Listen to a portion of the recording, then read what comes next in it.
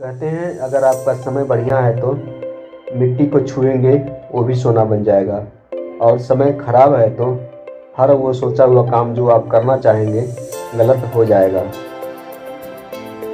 ऐसे ही एक घटना मेरे साथ हुई। यह मेरा समय ही खराब चल रहा था, जो मुझे हर तरफ से निराशा ही मिल रही थी। दोस्तों, इस वीडियो में मेरे साथ हुए एक अनहोनी के बारे में मैं आपको बताऊंगा, और ये भी बताऊंगा कि आप उस अनहोनी से कैसे बच सकते हैं।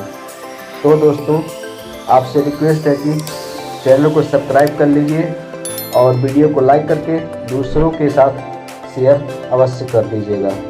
नमस्कार दोस्तों, मंगलवार का दिन था। मैं रोज़ाना की तरह अपनी कंपनी से काम करके 6 या सवा 6 बजे के आसपास स्टैंड पर आ गया। काम कम होने की वजह से 6 बजे ही छुट्टी हो जाती थी।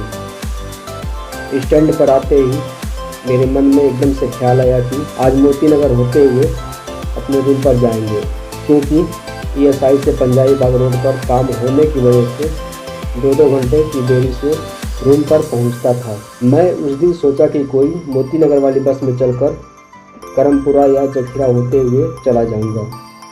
उसी समय 108 नंबर बस आई। उसमें मैं और मेरा एक दोस्त, जिसे इंद्रलोक जाना था, चढ़ गए। उस बस से भी जाने में काफ़ी समय लग गया। फिर मैं जखीरा वाले स्टैंड पर उतर गया। देखने में ही ये स्टैंड उजाड़ सा सूना सूना लग रहा था, ऐसा मैंने महसूस किया। करीब आधे घंटे के बाद 7:30 बजे 78 नंबर बस आई। इसमें भी ठीक ठाक भीड़ थी। ये सब सोचते हुए बेमन से मैं उसमें चढ़ने चला। मेरे आगे एक अधेड़ उम्र की महिला भी चढ़ने की कोशिश कर रही थी। मैं उसके पीछे पीछे बस में चढ़ गया। मेरे चढ़ने के बाद से 2 या 3 लड़के बस में नहीं चढ़ पाए और वो बाद में उतर गए। मैं टिकट लेने के लिए कंडक्टर के पास खड़ा हुआ। वहाँ पर मुझे कुछ महसूस हुआ। फिर टिकट लेकर मैं अपनी सीट पर बैठ गया और अपनी जेब और बैग अच्छी तरह से चेक किया। मैं एकदम से घबरा गया, चंद रह गया। अब मुझे पक्का विश्वास हो गया था, जो लड़के बस से उतरे थे उन्होंने मेरा काम कर दिया। मेरे दिल की धड़कनें बढ़ने लगी। मैं एकदम से बेचैन सा होने लगा। उस वक्त मैं कुछ सोच समझ नहीं पा रहा था कि मैं क्या करूं। जैसे तैसे मैं रूम पर आ गया। कुछ अच्छा नहीं लग रहा था। रूम में मेरा एक दोस्त था। मैंने उसको सब कुछ बताया।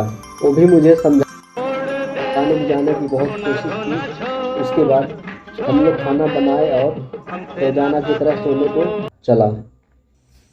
पर मुझे नींद नहीं आ रही थी। बार बार ध्यान उसी चीज़ पर जा रहा था। वो मेरे पास 3 साल से था। उसमें मेरे घर परिवार की फ़ोटो, वीडियो एवं बहुत सारे डेटा पड़े हुए थे। मैं उसे दोबारा कभी चेक नहीं कर पाऊँगा। यही सब सोचते सोचते मुझे नींद आ गई। सुबह उठा। मैं सोचा कि आज फिर मैं उसी रास्ते स्टैंड पर वहाँ जाऊँगा, वहाँ पता करूँगा, क्या मालूम कोई वापस कर दे। दूसरे दिन मैं फिर उसी जखीरा स्टैंड पर गया। वहाँ पर कुछ लोगों से बात की, पर कोई नहीं बताया कि मोबाइल मिल जाएगा। थक हार कर मैं अपने रूम पर आ गया। मैंने सोचा कि चलो अच्छा, इस महीने में किस्तों पर मोबाइल ले लेंगे। लेकिन दोस्तों, आजकल मोबाइल शॉप वाले अपने यहाँ 0% ब्याज पर फ़ोन लेने की बात करते हैं। लेकिन जब मैं वहाँ लेने गया तो कोई भी बिना 30% डाउन पेमेंट किए हुए फ़ोन देने को तैयार नहीं हुआ। फिर मैं वापस आ गया। उसके बाद मैं किसी और के पास नहीं गया। उस समय मेरा काम भी नहीं चल रहा था। मेरा समय इतना ख़राब चल रहा था। इसी में मेरे रूम पार्टनर भी साथ छोड़ने लगे, कहीं और चले गए। यह मेरा समय ही खराब चल रहा था, जो हर तरफ से निराशा ही मिल रही थी। कहते हैं जब समय खराब होता है तो सब कुछ उल्टा होगा, और अगर आपका समय ठीक है तो मिट्टी को छूने पर भी सोना बन जाएगा, ऐसा लोग कहते हैं। ये सब चलते चलते होली भी करीब आ गई। इसी बीच में मेरे भतीजे का फ़ोन आया कि होली में मेरे पास आना है। मैंने सोचा कि चलो 2 दिन वहाँ रहूँगा, उसके बाद वापस आ जाऊँगा। फिर मैं उनके पास चला गया। वहाँ मेरे भाई और उनके दोस्त थे। वहाँ पर होली अच्छी तरह मनाए। होली बिताकर मैं दूसरे दिन सुबह अपनी कंपनी काम करने के लिए आ गया। मन में मोबाइल की वजह से बहुत टेंशन हो रही थी, काम भी नहीं हो रहा था। लंच में खाना खाकर मैं लेट गया, जो मेरी शुरू से ही आदत है। एकदम से मेरे मन में ख्याल आया, अब यहाँ पर आओ, टाइम नहीं खराब करना है। और मैंने मैनेजर से बोल दिया कि काम नहीं करूँगा। फिर मैं वहाँ काम छोड़ दिया। मैं उसके बाद अपने रूम के आसपास ही काम देखने लगा और फिर काम मिल गया। फिर करीब 1 महीने के बाद मेरे पास कुछ पैसे हुए और कुछ दूसरे से लेकर 4 तारीख को फ़ोन ले आया। तब जाकर मुझे अच्छा लगा। दोस्तों, इससे पहले मैं बहुत टेंशन में रहता था। हर बार ध्यान आता था। शुरू में मेरे मन में बहुत सारे नकारात्मक ख्याल आए, लेकिन अब मैं उन सब चीज़ों को भूल गया हूँ। दोस्तों, आज के समय में कोई बिना मोबाइल के एक दिन भी नहीं गुजार पाता है। मैंने करीब 40-45 दिन तक गुजारा। घर पर बात करने के लिए मैं इधर उधर से फ़ोन लेकर के बात करता रहा। खैर, ये सब भी दिन बीत गए। अब मैं आपको अपने अनुभव के आधार पर मोबाइल चोरी होने से कैसे बचाएं, इस बारे में कुछ बातें आपको बताऊंगा।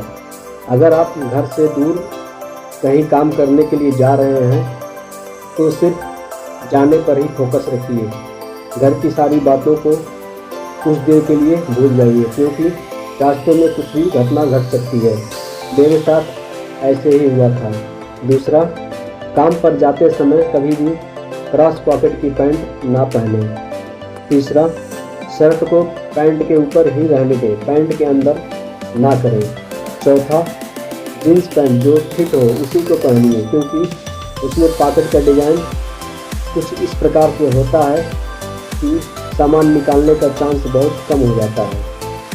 पाँचवा, मोबाइल को हमेशा अपने हाथ में लेकर चलें। अगर संभव है तो आप सिर्फ उसी रास्ते से जाइए जिसे आप जानते हैं और बार बार रास्ता बदलकर जाने की कोशिश ना करें।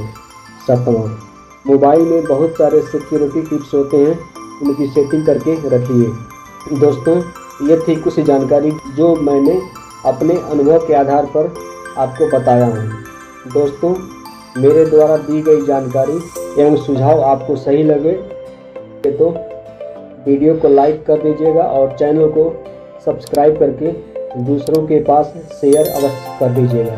धन्यवाद।